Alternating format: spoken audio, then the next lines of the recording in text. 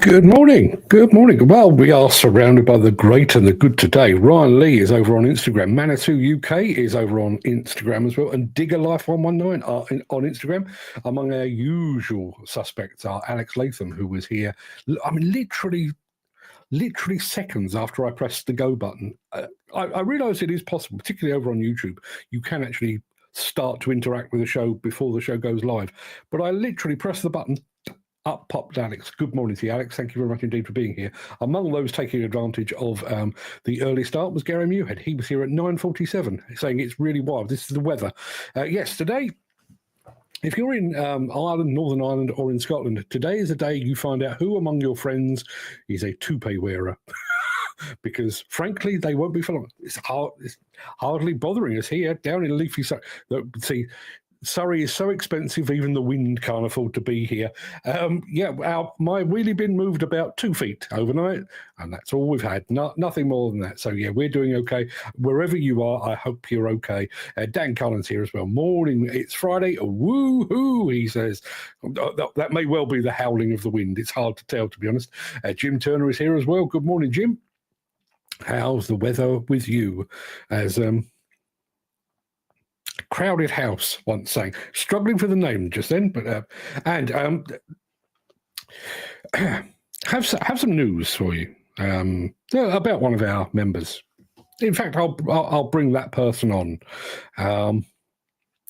We have a granny in our midst.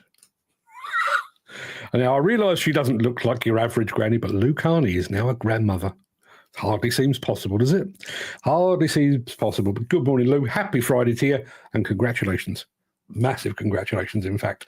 Let's have a look. Chris Ford. Morning, losing the will to live. 7.5 hours on the phone to BT for something as simple as renewing a broadband contract. Still no landline. Been going on since 6th of December. Rant over. Well, I will have a quick word. I will have a very quick word with the powers that be at BT and see if I don't know anyone at BT. Wind just starting to pick up here in Nottingham. Well windy down in Gloucester. See, it's spreading.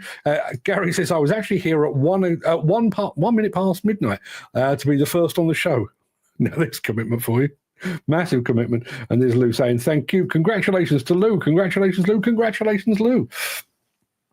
Yes, Lou Carney. Next time I see her, she'll have a shawl across her lap and she'll be knitting booties or what is it that grannies do? I can't imagine Lou doing any of that.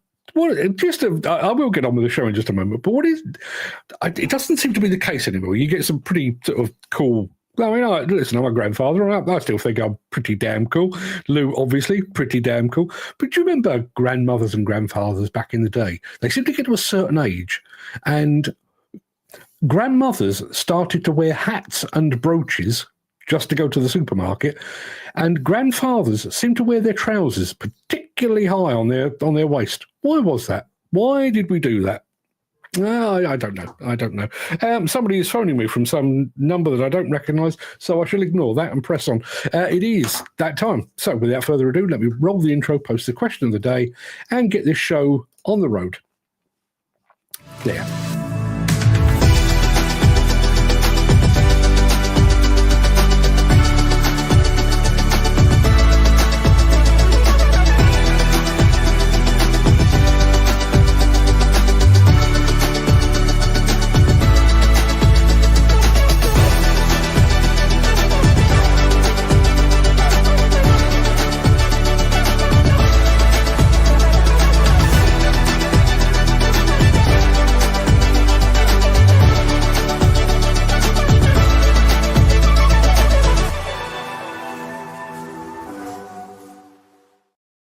Very quick good morning to Victornov2630 on Instagram and also to Stefan Edwards, both of whom have said good morning to all of us. Yes, it is Friday, the 24th of January. Welcome to the Breakfast Show. I am your host, Mark Anthony, the Walrus of Demolition, as you all know. In today's show, Taming Tennessee with Case. Liebherr is at your service. Develon's new AI trailer is both impressive and a bit weird. And we're mining with a big Komatsu. Plus, in my morning monologue, we were talking about disruption yesterday, and we were sort of pointing the finger at the manufacturers. Today I'm going to be pointing the finger at you lot. Are we to blame? We'll get to that in just a moment. But before that, we do have the small matter of today's mystery machine, which will look like this.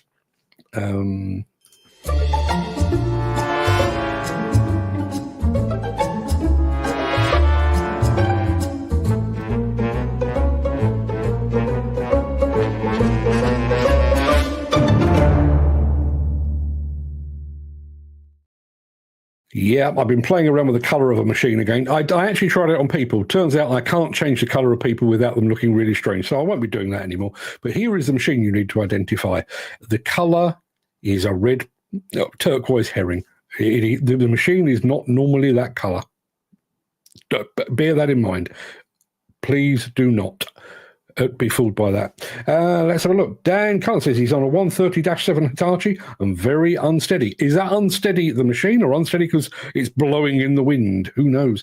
Ken Hatcher, good morning. I'm down at the Seafront Cafe for a breakfast. Well, in that case, Ken, you are in the perfect position to answer our question of the day, which I'll come back to in just a moment.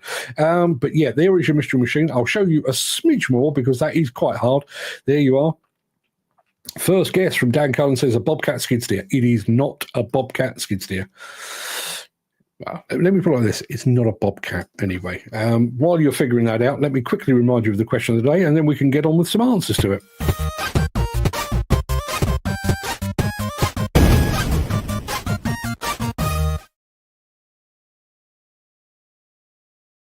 Yeah, I'm going to throw over to Ken Hatcher in just a moment as our on-the-spot reporter, I would guess. But yeah, my question of the day today is this.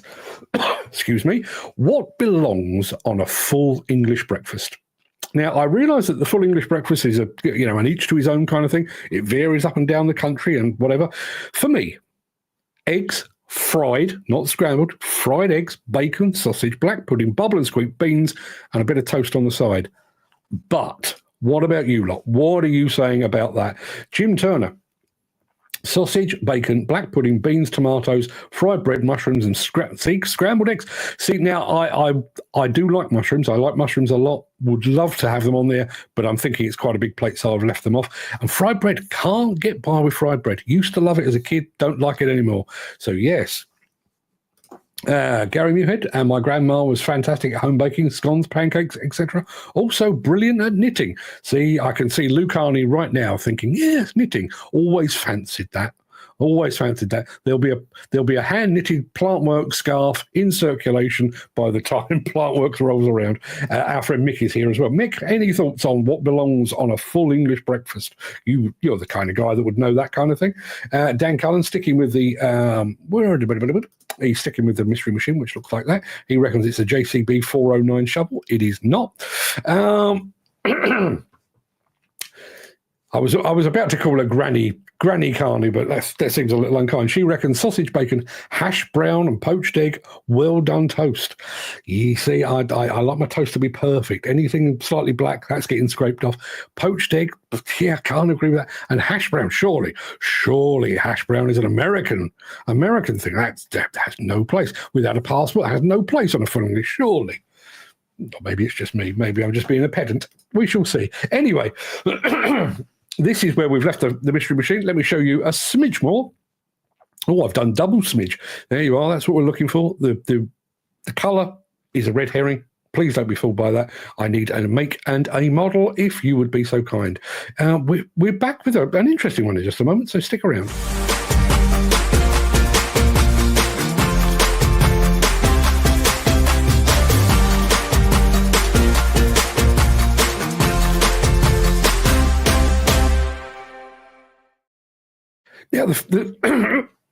Now, excuse me.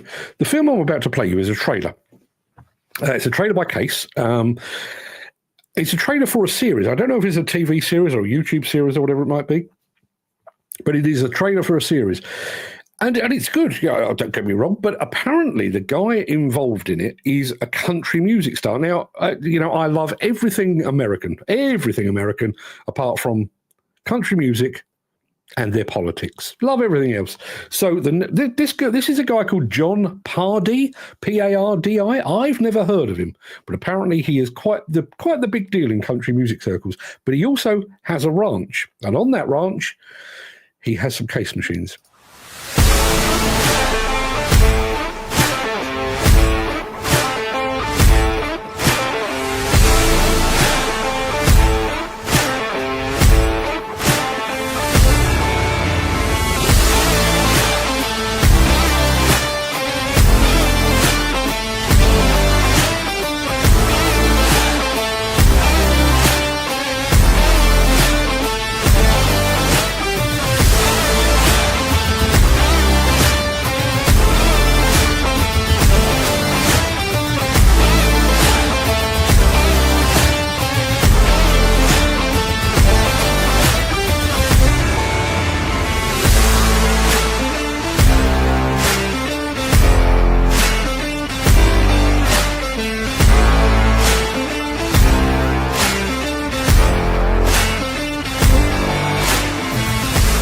I think there's a balance of life, especially being an artist. You know, a lot of people cater to you and do stuff for you, and I hate that. Some love it, you know, so it gets annoying after a while. Like, stop asking me all these questions, Rachel.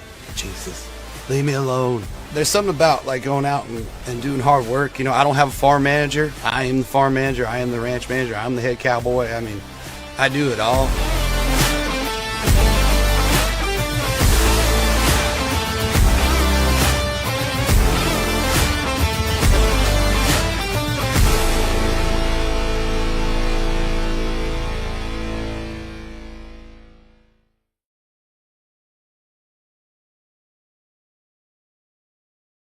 Yeah, apparently that is John Pardy. If anyone's ever heard of him, I'd love to hear from you. Mystery Machine is getting close, I would say, and we've had a bunch of guesses here. Dan Cullen reckons a Bobcat T590. Dan Cullen reckons a Cat 226.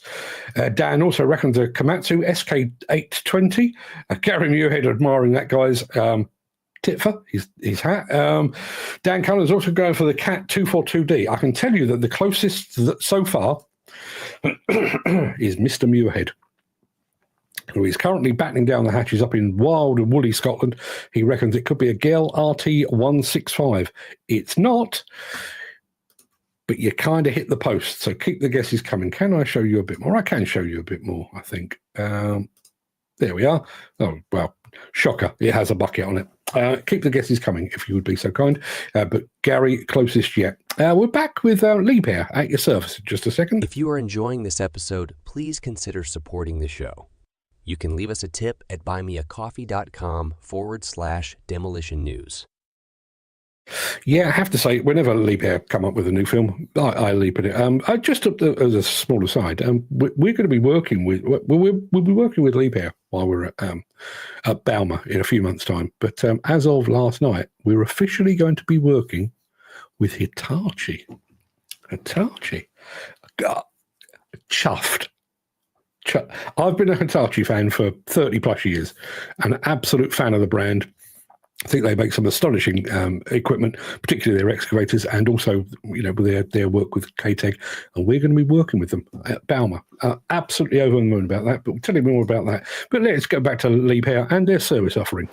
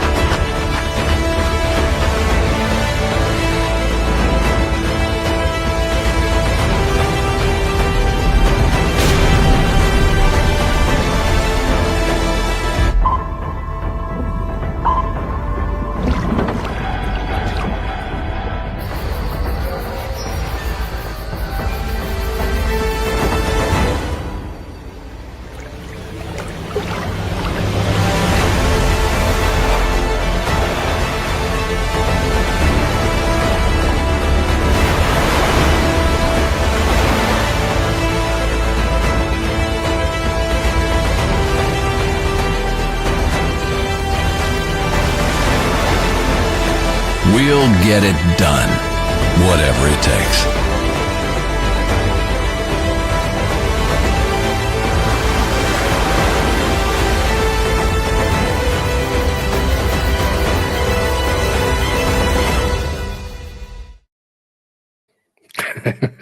If anybody is working by the water and you suffer a breakdown, are you expecting the dealer fitter to come along and dive in the water and to look so good doing it? I very much doubt it. I can tell you we do have a winner on our mystery machine, and it's made things very interesting. That is the machine you were trying to identify. Let's have a look. Gary first went for the RT105. Let's have a look. The R135 from Dan. The R190 from, which is the correct answer as it happens. But I can tell you that before that, Gary Muirhead came to the party. So Gary wins today. For some reason, I can't get his bloody answer to display, but he got the right answer at 10:14, and Dan Cullen got it at 10:15. So, Gary, you've got points on the board. So there it is. That's what it looks like. But that is very interesting because where are we now? It's the 24th today, 25th, 26th. So we've got another week to go. So far this month, Dan Cullen has won 5 rounds. Gary Muirhead has won 4. And there are still another 5 to come. Could go down to the wire. Could go right down to the wire. And there is Dan Cullen, magnanimous in defeat, as he always is. But congratulations, Gary. You're going to take this one right down to the wire. Garvin over on Mostly Diggers has just joined us, as has Ben Adams as well. Good morning to you as well. And there's cheers, Dan. What have we got coming up? Oh, I know. We've got some Komatsu mining with some good music. Enjoy it. You'll enjoy this. Let me get this out of the way. Since first. the finance bill came into effect in April, the construction industry has seen a surge of fuel thefts.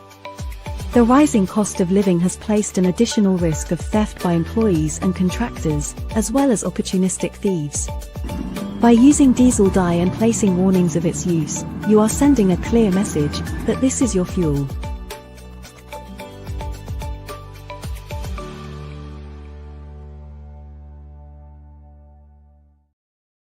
Yeah, I just had a message from Garvin here. He says, watching from the comfort of the sofa due to day off due to the storm. 4-day week is the way to go. Ain't that the truth? Although I've got to be honest, I mean, I spend most of my life on my sofa, so I wouldn't really notice the difference. Yeah, I promised you some good music and some good action, so let's have a look.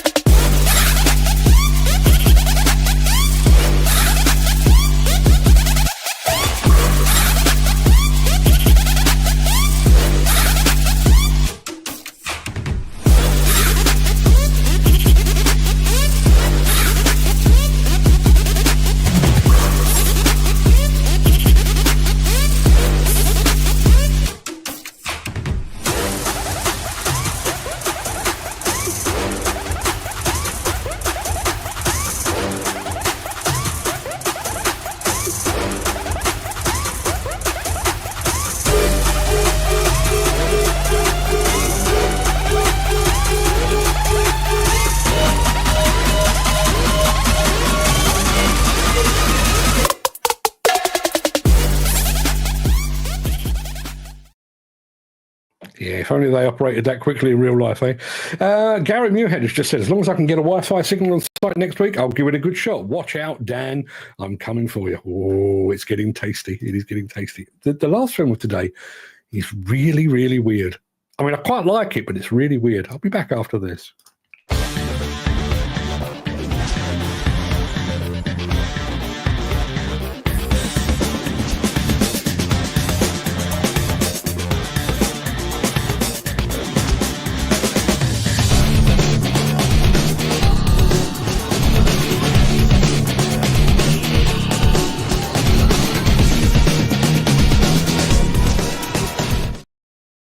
I am in no position to criticize anybody using artificial intelligence. Use it myself on more than a daily basis. I use it all the time, all the live long day. Also, obviously, we had Demolition back in the day. Sadly gone away a little bit. Maybe coming back. We'll see. But yeah, Develon have jumped on the AI bandwagon to produce a film that is half impressive and half really, really weird. And I'm kind of embracing the weirdness. What do you think of this?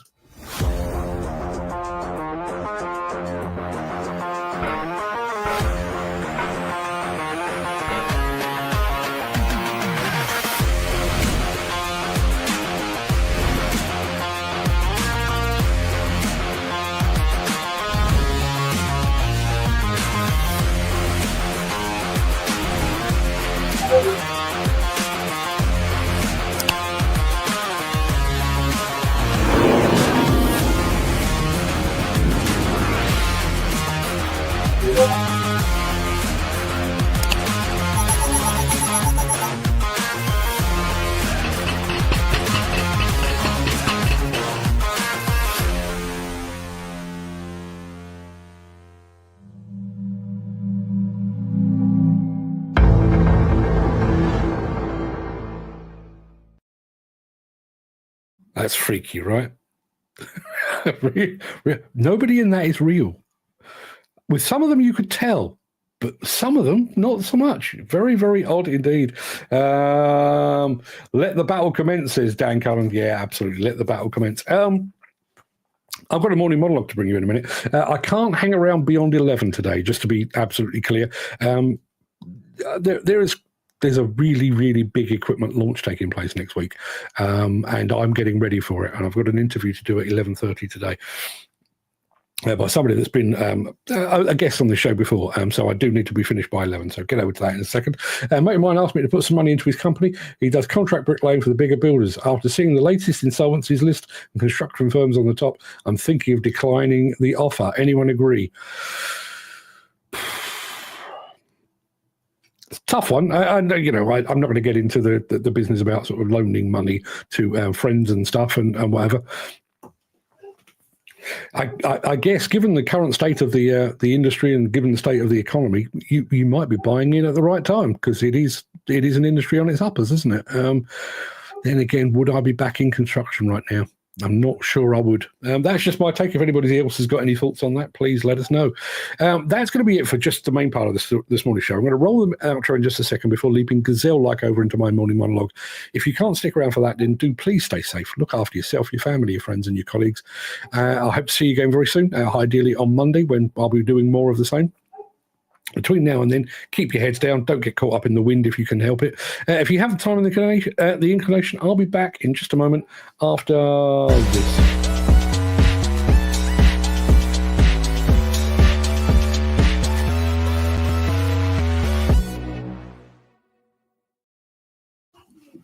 Just got a comment here from Gary Muirhead. One good thing that's come out of the winds here in Scotland, we now got a trampoline in our garden. Went to bed last night. We didn't have one, but now we do.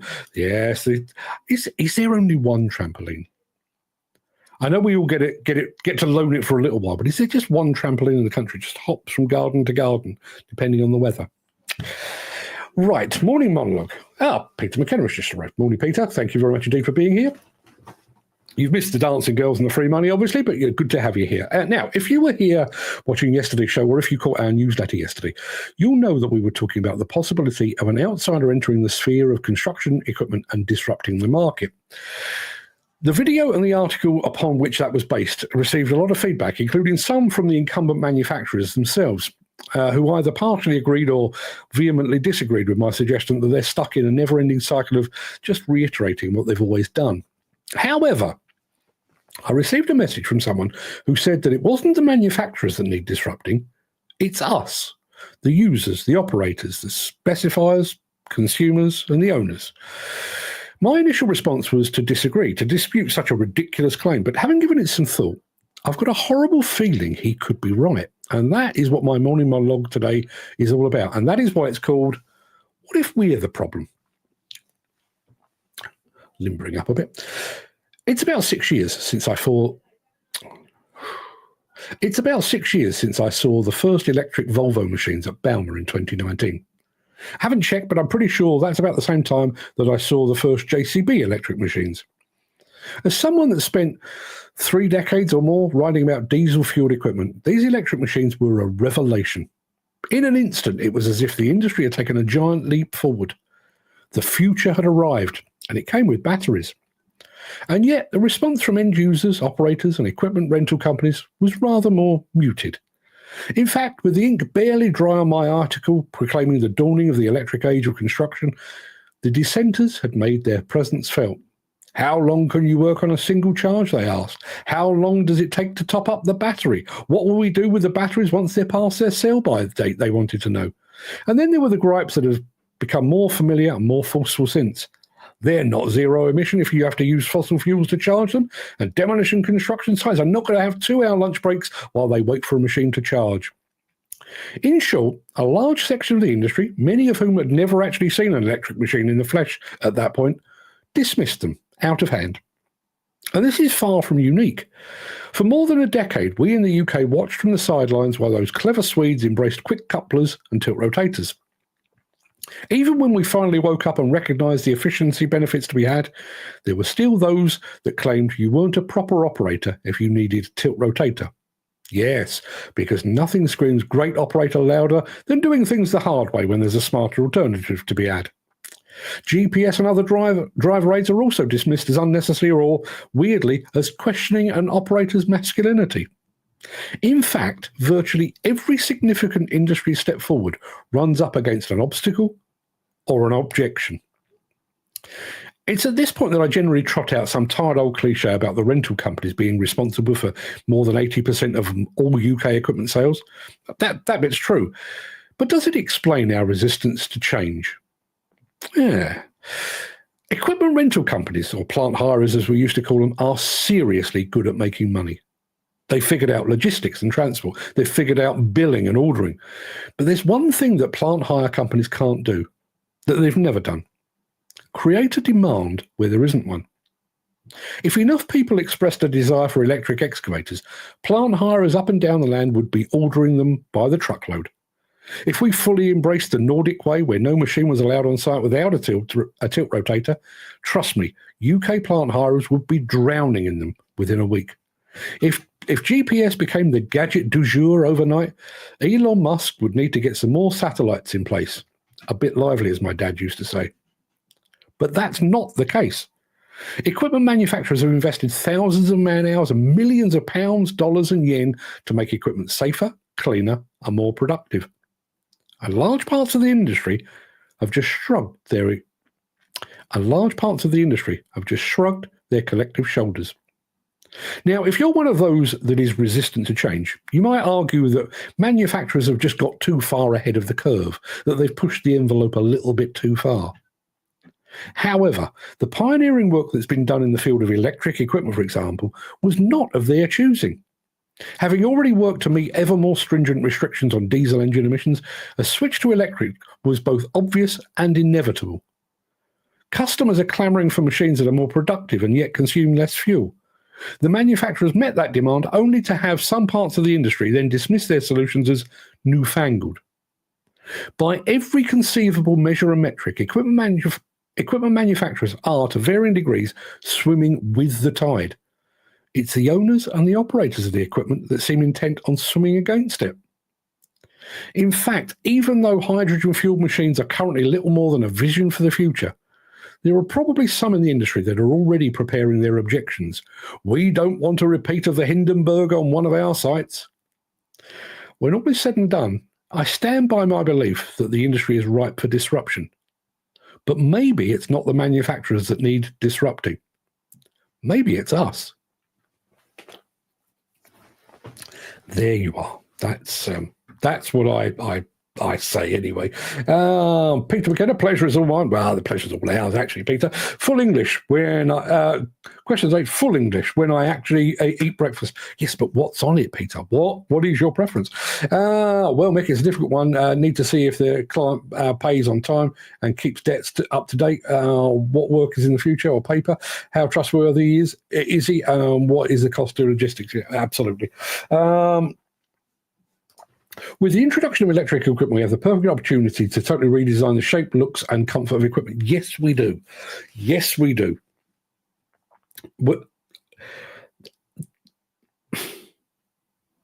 I'm going to finish off instead of just sticking batteries into existing equipment. Yeah.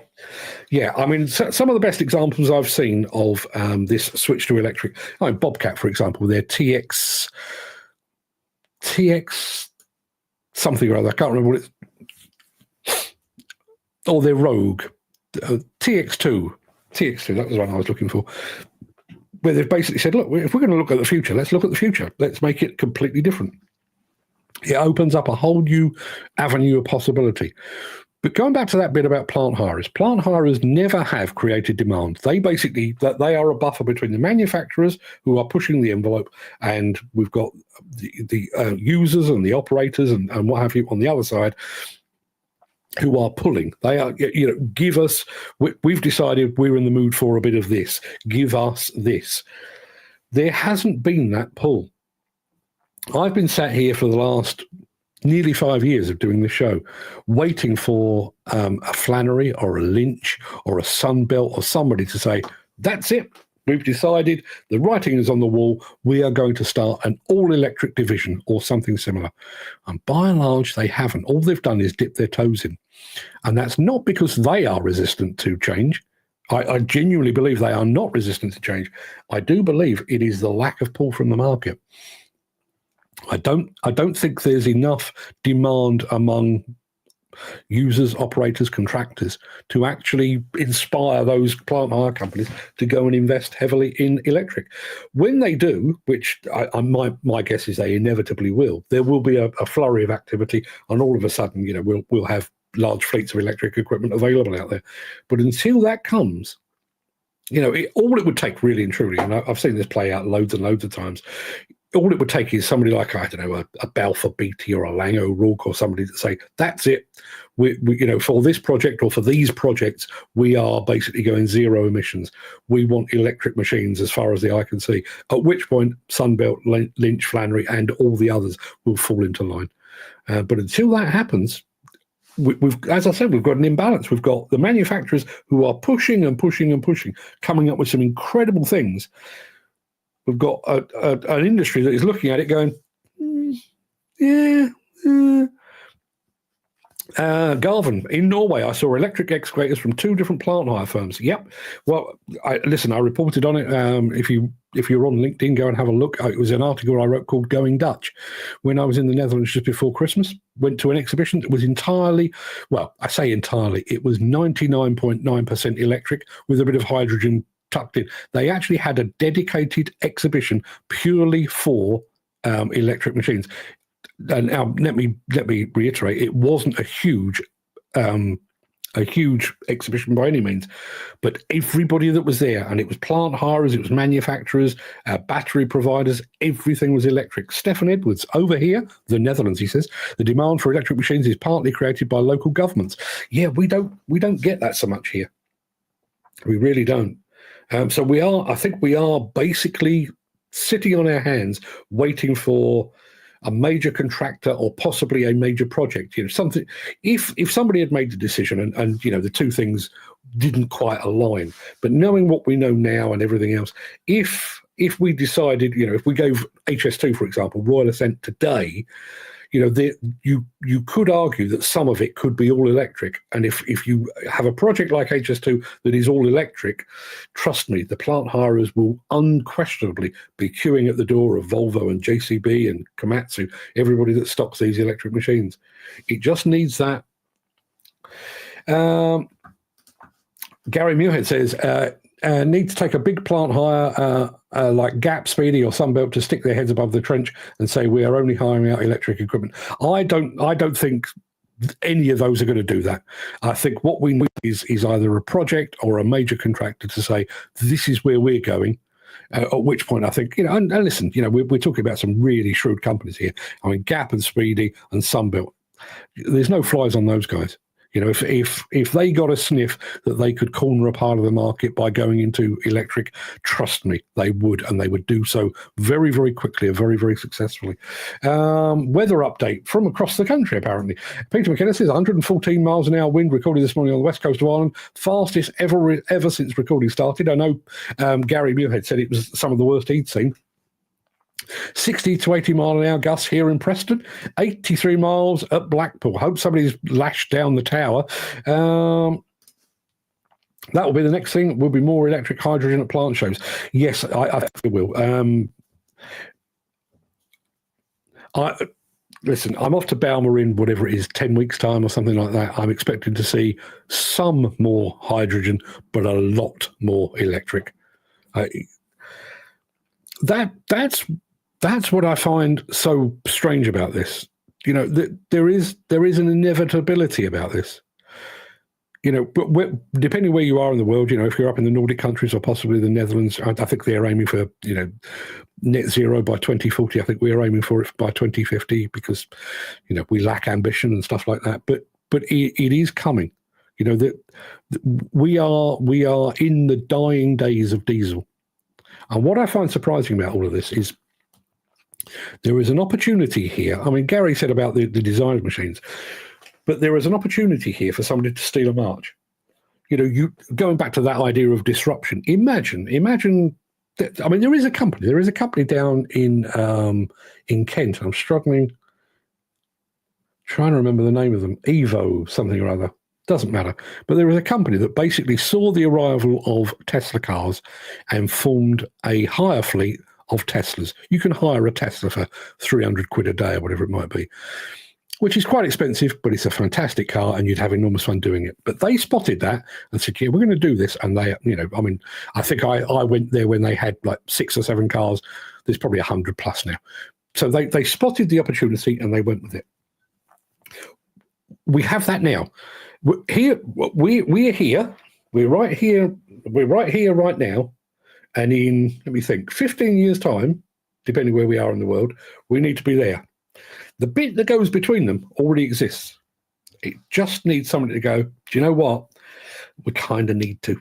Peter McKenna says people hate change. They do. We are...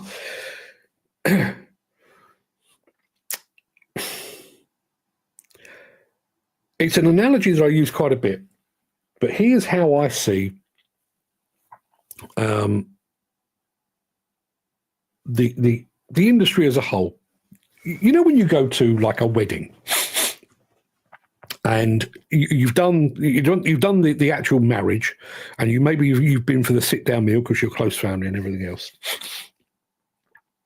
And then there's some photographs being taken, and then the buffet arrives, right? So there's big old spread. You've got your vol au vents and whatever, and everybody by that point, when the buffet arrives, everybody's sat there thinking, "Oh, I'm bloody starving. I've been sat here for the last 5 hours watching them get their photographs taken. I'm bloody starving." But nobody moves until one brave soul goes up, fills their plate with sausage rolls, and retires, at which point everybody wants a bit of the buffet. That's how we are as an industry. Oh, no. In other parts of industry, in other parts of technology, there is this thing called a first mover advantage. You're first to spot an opportunity and you will go for it, all guns blazing. We don't do that in this industry. We wait for somebody else to make the move. We will sit on our hands, and then it's good enough. Think about the adoption of Oil Quick. I watched this very closely because I was working with ECY quite a bit at the time. They were the importer for Oil Quick for years. And for about a decade, they had a fantastic product that nobody wanted. Until AR Demolition and RMAC went, actually, they look bloody good. And they bought a few. At which point, the entire demolition industry went, oh, fucking hell, Oil Quick, yes, give us loads. We're going to change our entire fleet. Just have to sit on our hands, and I don't know what it is. Mostly diggers. Garvin says, I'm guilty of breezing past XCMG and Sani at the last Balmer, but I'm going to take a better look at all the manufacturers. I'm sure they'll have a few electric machines on display.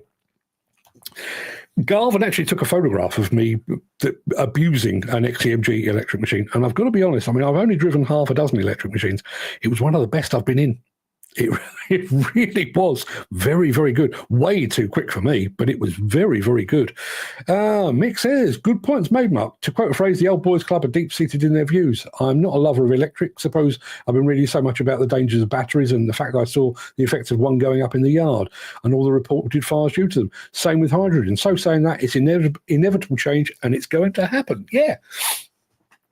And when you think about this, it's not that far away. I read a thing this morning, and I have to say, I did find it extremely sobering, and I'd probably have to run the maths again. According to somebody on LinkedIn, the average person lives for about, or you basically get about 4,000 weeks on Earth, right? So let me just do that very quickly. 4,000, hang on a minute, let me clear everything. 4,000. I've got a calculator here. I'm doing this on the fly. Divided by 52 equals. That's almost 77 years, right? That's 4,000 weeks. So I thought that's an interesting set of stats. I wonder how I am. So bearing in mind the average person gets 4,000 weeks. I've already had 3,120 of mine. Yeah. I'm at the last chance saloon. What I'm saying is, I mean, the maths are actually not far off. From now until the day that we switch off diesel, or we initially ban the sale of diesel, and then diesel is gradually phased out after that, we're talking, I don't know, 800 weeks off the top of my head. I haven't done the maths exactly, but yeah, that's how close it is. Surprised Keir and Balfour Beatty not hitting the drum on this. I think it's a matter of time. But imagine, and this is one of the things that surprises me, with somebody like a Keir or a Balfour Beatty or a Lang O'Rourke or whatever, you imagine the positive PR that they could get from this. We are so committed to the environment that this project is going to be all electric, and henceforth electric will gradually roll out across all our projects, at which point all of the plant hirers will have to fall into line. And they will, because who is going to turn down the opportunity of doing that? Cheaper to hire an EV than it is to hire a diesel. I think certainly at the top end it is. I'm in the house today because of the weather, but the weather station recorder on my wind farm site recorded wind speeds of 121 miles per hour up on the hill. Bloody hell's bells. I do remember when my kids were very, very young, we took a kind of an impromptu trip to North Wales for like a long weekend, and it was very, very blowy where we were, very, very blowy. And I went and, because kids young and everything else, I went to a little shop and bought myself a kite. I bought a kite for the kids. Went down onto the beach where it was blowing a gale, threw the kite up in the air. And you do that thing where you throw it up in the air and then you run away from it. I literally threw it up in the air, and the wind folded it in half. Yeah. Folded it in half. Gary Muirhead says we're all like sheep. One moves and then we all move. Yeah. And how crazy is that? How crazy is that? Because as it stands at the moment, if you were a plant hirer and went all electric, you own the market. It's in a very different way, but it's me. I decided to do a daily live stream on the subject of construction and demolition equipment, and I cannot be beaten because I'm the only person doing it. I have this market entirely to myself. If an advertiser wants to have their product on this show or on a show every single day, they've only got me. There's nowhere else to go. Exactly the same with plant hire. If somebody, if anybody wanted electric machines and there was only one source, that one source would own the market. I don't understand it. Peter McKenna says, I've been a petrol head all my life. Love the roar of a V8 engine, but look what I'm driving now. Fully electric Skoda. Is that an Enyaq? Is that how you say it? Enyaq? Do I regret getting it? Do I hell? At least I'm helping a fellow asthma COPD sufferers by not blowing carbon monoxide in their faces. Fair play to you, fella. Fair play to you. And I bet it drives like a dream as well. Just working next to the A417, and man, it's a busy road. Yes, it is. Mick says, Trump is going to open up a lot of oil gas drilling. Just wondering how that will affect the plant industries in the USA. I'm due to speak to a company, oddly enough, an American-based company who are doing a lot of work in the field of electric machines. And they've been beavering away at it for a few years, but they've really just put their head above the parapet. And that's one of the questions I've got in mind. You are forging ahead while your government is basically taking a retrospective or a retroactive step. I'm just going to add that to the list of reasons I don't like Donald Trump. It's a big list. It really is a big list. Gary says it makes you wonder if you could do a price comparison on a large-scale project from the design stage using all electric equipment from day one till the end of the project, I'm guessing that is. Yeah. I mean, yes. I mean, particularly if it were a long-scale project like an HS2 or a Hinckley, and I realise both of those are using big machines, and we're not really there yet. We're at sort of 20 tons or whatever it might be. But if you think about that, yes, you might be paying 1.5, 1.6, 1.8 times the capital cost for actually buying the machine. But if you put in the infrastructure, like solar panels and that kind of thing, or whatever it might be, you might actually be able to do that almost zero fuel spend over a period of a year, 2 years, 3 years. You're in clover. You've made all of that additional money back, and you've got a healthy profit as well. And you haven't harmed the environment, and you've been silent while you've been doing it, and the machines are quicker, and your operators are thoroughly enjoying themselves. I pronounce it right, apparently. And yes, it drives like a dream. Yeah, the Skoda Enyaq. I wonder where they got that from. Enyaq. They have got more and more obscure, haven't they, car names? And I wonder if it was inspired. Do you remember the story, which apparently is true? Who was it had the Nova? One of the manufacturers had a car called the Nova. Was it Vauxhall? Somebody had a Nova, which apparently was absolutely fine. You know, Nova to us is stars and stuff like that. Go to Spain or Spanish-speaking countries, and Nova that basically means doesn't go or no move. Yeah. Peter says 700,000 properties without power across Ireland. I'd like to think that the Guinness pumps are still working. Mick says it was Vauxhall. Thank you. Vauxhall Nova. Yeah, now I'm saying that, it makes perfect sense. Vauxhall Nova. And Peter McKenna saying exactly the same thing. Thank you for bailing me out of the hole that I just dug myself, fellas. Much appreciated. Anywho, and yes, Vauxhall it was. See? You lot are far more on the ball than I am. Which frankly isn't saying a great deal. I have time now to go and have a cup of tea before I go and jump onto this interview ahead of next week's big launch. So I'm going to love you and leave you in a second. But we're using 20 to 25,000 litres of fuel per week at the cost of £1 and 5 pence, £1 and 5 pence per litre.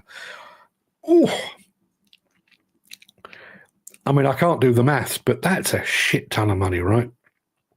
Well, I mean, you know, very, very roughly, that's 25 grand a week on fuel on one site. 25 grand. Surprise machines don't get names like this. Yeah, there are many things that I would like to change about this industry. That's one of them. I'd absolutely love. I can't say I'm a fan of the name, but if I said to you JCB Hydrodig, immediately you know what I'm talking about. Now, the Hydrodig does actually have a number. I can't remember what it is, but it does have a number. Is it a 140 or something like that? But yeah, it's a Hydrodig. And straight away, I say Hydrodig, and I know exactly what that is. Why do we not have more of those? Why have we not got the Takuchi Simon? I have no idea where that came from. Why can we not give them better names? Mick says, just had a text from brother in Kilkenny, said the barn roof is flopping up and down. That's never a good thing for a barn. Never a good thing for a barn. Peter McKenna, enjoy, Mark. Have a good day. I'm off to Blackpool to do a bit of storm chasing, I think. Be careful, Peter. Be careful. I mean, I'm sure it will be exciting and I'm sure it will be absolutely fascinating, but do stay safe, would you? Not sure what that was going to say. Have fun, possibly? I don't know. Difficult to say. I'm going to wind things up. I am going to say a fond farewell. I'll be back here on Monday. There we are. That makes much more sense. Have a fantastic weekend, guys. Thanks, Gary. I'm on Black Beauty, even though it's a yellow Komatsu. Yeah. Listen, I'm going to campaign for it. I think, there you are. Thank you, Peter. It is the JCB Hydrodig 110W. Hydrodig works. Mick says, stay safe, fella. Double day. God, I could murder a double right about now. And I realise it's not even lunchtime. But enjoy. Lots of chili vinegar. A little bit of black pepper, maybe. Or white pepper, better still. Enjoy, Mick. I'll see you all next week. Till then, everybody, have a fantastic weekend. And please be careful out there. Because it is blowing, as my mum used to say, it is blowing a hoolie. Be careful. See you soon.